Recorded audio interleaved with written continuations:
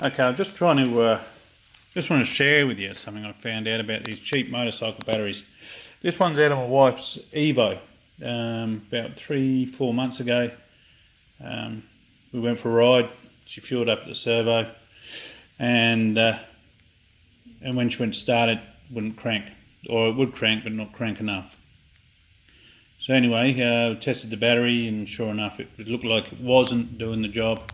Kept dropping right down. Anyway, if you look at this battery, you can see price tags here, $199.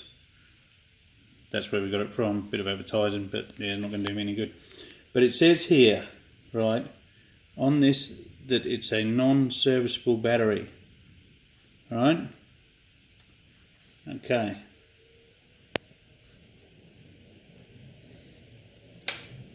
Well, I took this battery out the bike, and I put it out on the rubbish pile to take to the tip to be recycled. Anyway, I've been rebuilding this this little Sportster. It's a basket case I bought. Cost me bugger all, shall we say, but it was cheap.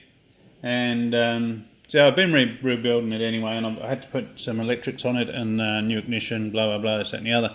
So I needed some power just so I can check my leads and that.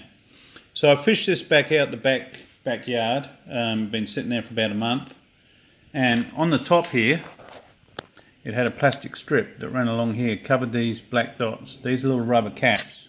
See, they come off. Rightio, little rubber caps. So, being a curious bugger, I just levered them off with a screwdriver and found these little rubber caps. Took the little rubber caps off, filled these little holes up with distilled water, stuck it on charge. So that was about 3 months ago. I charged it overnight, stuck it in the bike to get just some electrics for this bike so I could do some wiring on it. Anyway, to my surprise, I put a multimeter on it that was holding over 12 volts. And like I said, this has been in this bike now for 3 months, roughly. So, we click the old ignition on. This is a non-serviceable battery that was supposed to be thrown in the bin once it died. Obviously this bike's not going to start because it hasn't got a fuel tank on it. But cranks it over like a bitch. Alright? So anyway,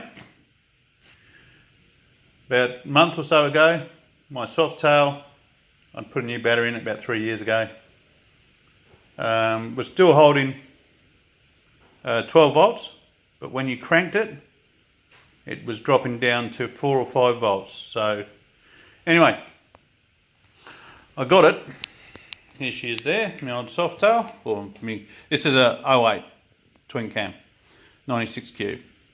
So anyway, I had the same sort of setup. It has a long bar on it underneath. It's glued on. Hang on, I'll show you. There you go. There's a long plastic sleeve that goes over the top, the little rubber houses. Rightio. Okay. Filled them up, put it on charge.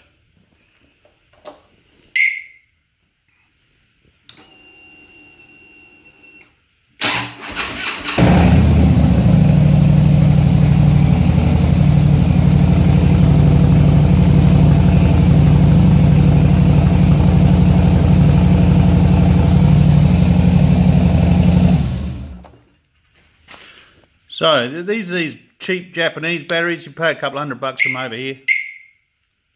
But don't throw them in the bin, basically. If they got that plastic strip on the top, it's a bit wet there because they've been out in the rain. It is raining. Yeah, just lever it off because it's only held on by a couple of dabs of super glue. Top them up, charge them, and like I said, that's been in that bike for a couple of months. It's been in this bike for a couple of months. Still holding charge, still cranking. Might get you out of the shit.